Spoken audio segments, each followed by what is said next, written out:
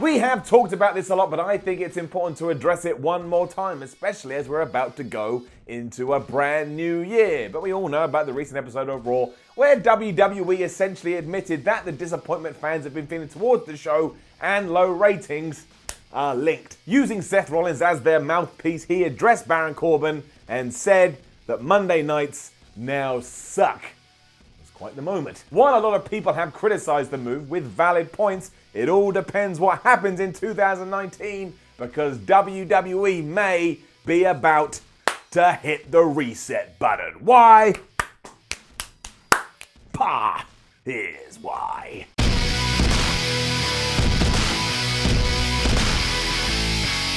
The first point is simple. If WWE doesn't do this and just continue to do the exact same thing they have been doing, well then everything starts to look a little bit weird. All the respect in the world for holding your hands up in the air and saying, yeah, I think we screwed up here. We don't think what we're putting out is very good. But if you then continue to do it, well, that's a bit stupid. You can't admit wrongdoing and then just keep going as usual. Imagine that in the real world. Imagine that happened in a court of law. So yeah, I did kill that man, Mr. Judge, but don't worry about it. Yeah, that's not how things work. You've got to go to jail. Also, you're wearing the same clothes as me, so I'm going to double your sentence. They say the definition of insanity is doing the same thing over and over again and expecting a different outcome, and it's the same here, only it's more of a moron point of view. If you've underlined the cause, come clean, and still expect things to change, even though you're not going to make the first move, well, nothing changes if nothing changes. The second point comes in the form of learning from the past in order to influence your future, because this isn't the first time that we've been in a similar position. While the circumstances were vastly different, in the mid-90s, WWE found themselves fighting a similar battle. Stuck in a hole as they relied overly on cartoon gimmicks. Don't forget that we had a garbage man during this period, Duke the Dumpster Droese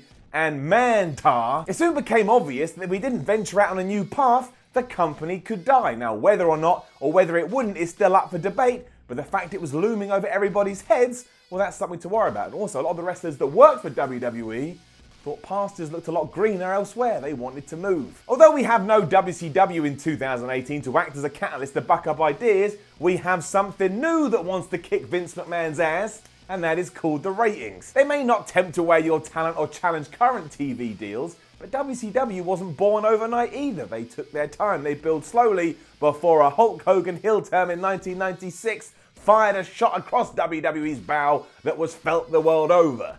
That's called hyperbole, but it was a little bit true. And yeah, on paper it seems as if everybody is going to be set until 2024, because that is when these new contracts for Raw and SmackDown run out. Up to that point, WWE is going to make even more money than they ever have done. But when we get to 2024, if the landscape is utterly different, it ain't going to work like that no more. When pen was put to paper, Raw was actually quite healthy with the ratings hovering around 3.0 and SmackDown was doing its usual thing, ticking along nicely. It seemed healthy to be on the bandwagon, which is why Fox and USA jumped in.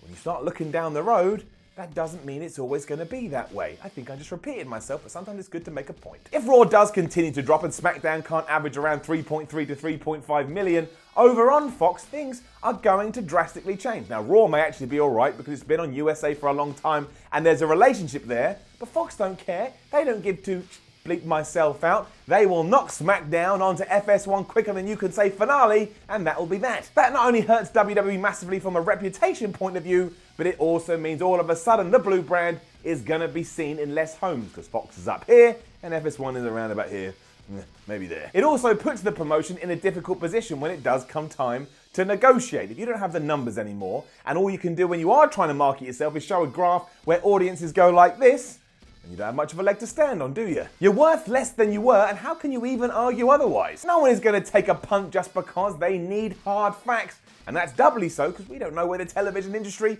is going to be in the mid-2020s, whatever we're going to call it. It may be dead, streaming may have come up and taken over, maybe we're all watching programs through our brain because Google come up with some kind of chip we stick in there. And if we do that, I don't want it. It's the same thing when people say, oh, we're going to live on the moon one day. I will stay here on Earth and just burn to death. I ain't getting on no rocket into space. That will probably kill me too. I can't win. This is why WWE has to spice things up creatively now. It's not even a choice. They know the numbers are against them and have put that down to the fact the quality of the product isn't where it needs to be. If they ignore their own emissions and carry on regardless, you're only going to drive more and more individuals away. It's boy who cried wolf syndrome. There's only so long you can say one thing before you react to it until people are like, you know what, I don't want this anymore. I can't do it. They say these things, it doesn't go anywhere. The status quo is just Monday, Tuesday, Wednesday, Thursday, Friday, Saturday, Sunday.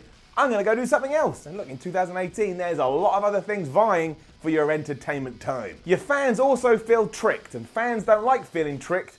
They think you're like playing a joke on them, which is why the Becky Lynch thing probably wasn't the smartest thing in the world. We wanted to cheer her, but WWE was so damn evident that she had to be a heel. When this all happens as well, it just comes back into one big schmoz. And if you are a WWE fan, like, why can't I just have what I want? It's nice to have what you want. And sure, WWE could go through the whole January to April period and not even worry about this because a lot of people will come back for WrestleMania season. That's fine. It is the best time in wrestling.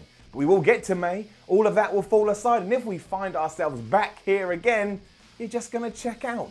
Nobody wants to go through another 8 months of shrugging of shoulders. So given the SmackDown is moving, let's use it as an opportunity to shake things up. Let's ensure that each set is different. Let's scrap the format of the shows, which have been around since about 1996, by the way. For example, long opening promo, just push it to one side. Let's get some wrestlers we wouldn't usually book to be in main event spots and put them there. And if you see some talent and you don't think they need a script, send them out to the ring without a script. It doesn't even matter if you fail. That's far better than dragging your heels. And it will make things feel fresh. It will make things feel exciting. The fans will notice that. So even when something doesn't work out, they'll go, hey, at least we gave it all a go. It doesn't even have to be something huge to begin with. Let's go back to what we used to do and film some backstage segments or some backstage skits away from the arena. That always works wonders because as soon as you turn it on and your eyes see something different, it feels different. It's that simple. Visual entities are a powerful tool. And WWE does deserve some credit because they've been able to keep these foundations alive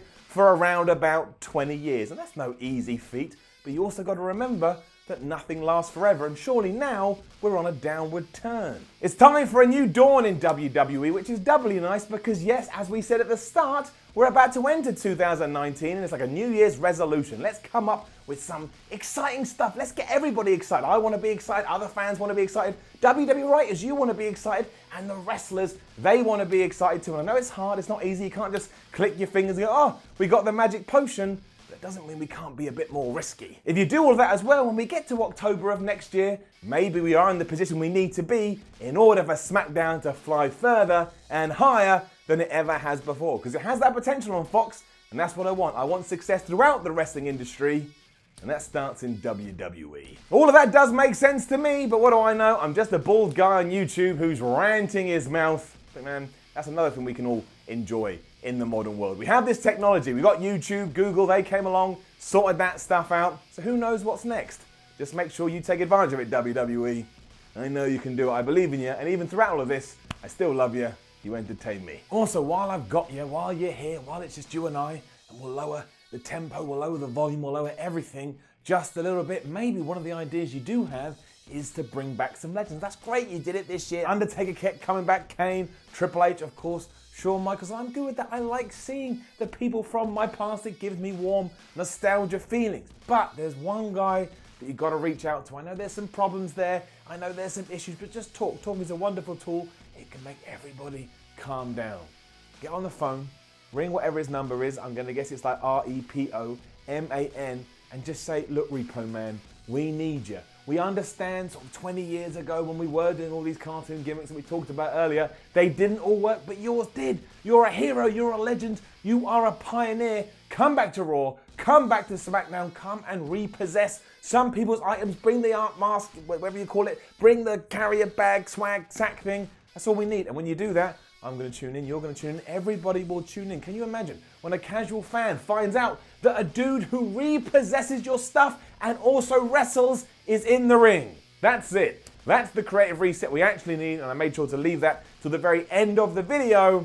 So for yous that hang around, you got a little special treat. That's all McMahon needs to do. One call. That's it. Repo Man. Here's your deal. Back in the company. Everybody's happy.